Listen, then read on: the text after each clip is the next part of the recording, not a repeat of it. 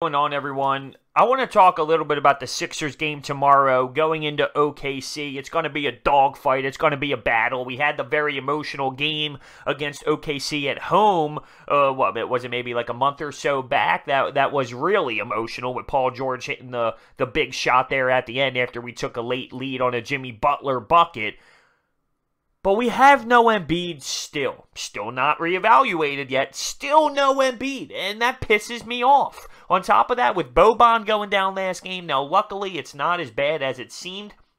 When I first watched that game and saw that happen, I was so nervous. I was shaking, saying, wow, ACL, that bad. That bad it looked. And it's apparently just a bone bruise, a little bit of a sprain. They're saying 5 to 7 days. We'll see how that plays out. I had a bone bruise once that kept me out forever. I mean, they could be as bad as a broken bone at times when it comes to healing. And I'm thinking of a 7'2" guy. I don't know. We're going to see how it plays out for him. I also didn't have an NBA medical staff, so we'll see how that all goes. Anyway, regardless, so what does this mean for the Sixers? Well, that means Jonah Bolden, and now apparently Patton's getting a call up from the Bluecoats because we're just so much in need of help with the big man position.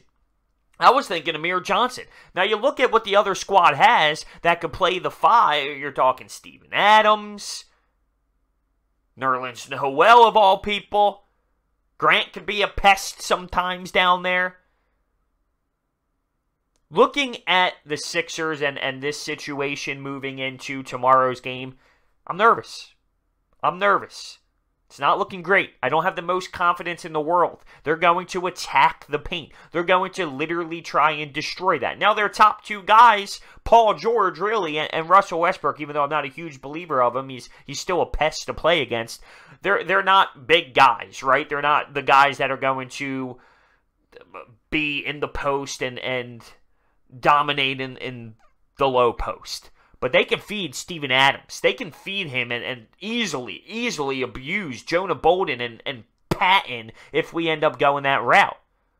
So the points in the paint is just going to concern me heading into this basketball game. And I'm going to be honest, I'm concerned. Is it impossible to win? No, it's not impossible. I want to know down below, do you think we're going to win in OKC without Embiid, without Boban, having to go with the big guys like Jonah Bolden and Patton or Amir Johnson, or maybe even Coach Brett Brown elects to go with Mike Scott as the 5, which we have seen in the past. Taking a look at Patton's stats over his, I believe it was 7 games so far. Yeah, 7 games so far with the Bluecoats. Take it for what it is. In the G League, 18 minutes, 11.3 points a night, 5.6 rebounds, 2.4 blocks. Now, I know that he's an athletic guy. He was drafted in the first round. He was good in college. I get all that.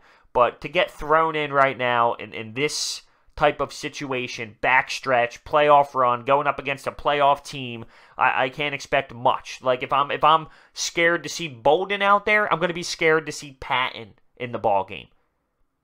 It's just a different beast.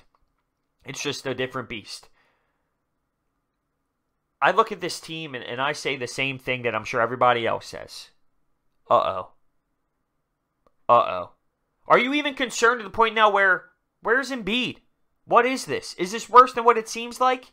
He's going to be reevaluated in a week. I hear some reporters that follow the team that say this was kind of like a set in stone time of rest anyway. He was going to get this time of rest after the All-Star break because the analytics show you that, hey, maybe if you break now, you won't hit a wall as early. So just say if numbers tell you if you play this stretch now, by 3 weeks from now, you're going to be hitting a monster wall. Well, let's just take the break and you can come back fresh.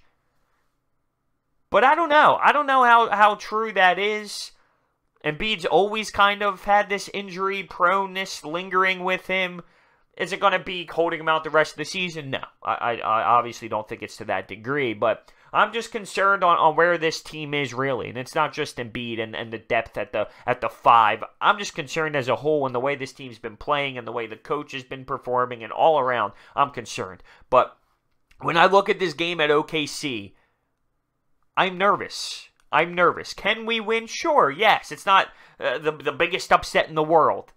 But I take a look at what we have at the 5. Seriously. Amir Johnson. I'd rather have Amir Johnson than Patton. No lie. No lie. Because at least he's been around the league and been a veteran. But Jonah Bolden getting the nod. He's athletic. He can do certain things, but he'll get exposed. Adams is a big dude. He's a big beast. I'm curious to see if OKC goes in attack mode in the paint.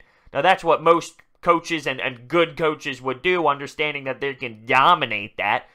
But with Paul George and PG being perimeter players and their most dominant, most effective guys, I don't know. Maybe we get lucky and Billy Donovan ends up saying, just go out there and play, have Paul George do his thing, which could be scary as well, too, if he gets going. That guy's having a monster season as it is. He's really been something special, and I think MVP, that's special. That's special. Also, Patton struggles from the line insanely, shooting about 57%. Not that that really has an insane value, but just saying he's a big man who struggles from the line, like most big men, but he does. He does. The Sixers are giving me hell right now. Giving me hell. It's crazy how things can just change like that. Just change like that. Not just with the Sixers, but as a fan base. Oh, the Eagles are great. Well, we let Nick Foles walk, even though that doesn't kill me emotionally. I think that's the right decision. But the Eagles let him walk. The Bryce Harper news, just all over the place. All over the place. We're close to getting him. We're not. We're close. We're not. Sixers, we start the season off not getting anybody in free agency. We're all pissed. Then we end up getting Jimmy Butler, and we're happy. Then we realize our depth's a problem. We get Tobias Harris, Boban. We're pumped. We're best starting five. We can play the Warriors. Now Embiid gets hurt. Now we're falling apart. Now we have no confidence. Now we're questioning everything. It's crazy. It is so emotional. So emotional. And I mean, I'm excited. I hate to have 2 days in between games. That's the worst for me. It really is.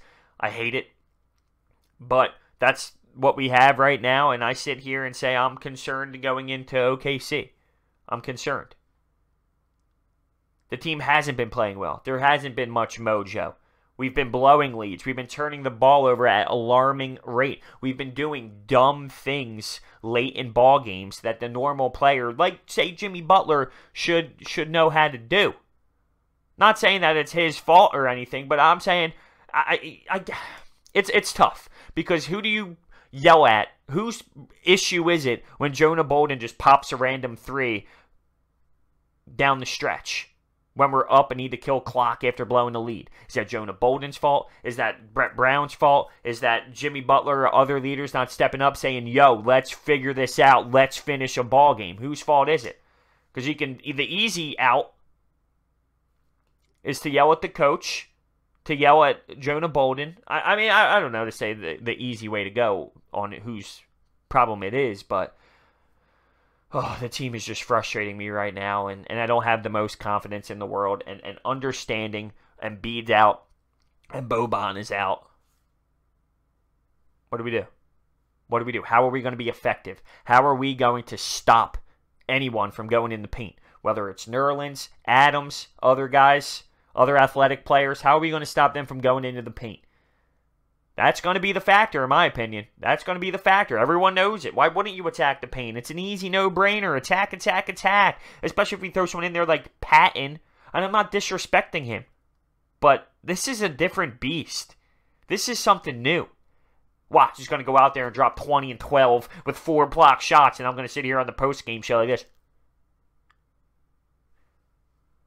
But I don't really think that's going to happen. I don't know. Call me crazy. It's possible to win. I'm just a scared Sixers fan with my hope and dreams of what I thought was going to happen slowly going down. And I'm sure once Joel Embiid plays his first game back, I'm going to say, okay, this makes a lot more sense. Now I get why we were so good. Because we all forget what Joel Embiid really does mean to this floor. But the little issues are farther than that. It's basketball IQ issues. It's coaching issues. It's more than just not having Joel Embiid on the floor. It goes past that. It really does. Thursday, TNT. Oh, if it's a players-only broadcast, I'm going to be pissed off. Those are the worst. I had to listen to it yesterday with Boston and Toronto and that Denver OKC game. I hate the players-only. It's garbage, garbage, garbage. I don't know why the NBA decided to go with that. It's atrocious. It's horrible. You need legit broadcasters. I can't deal with that crap. Let me know your thoughts down below. I'll see you next time.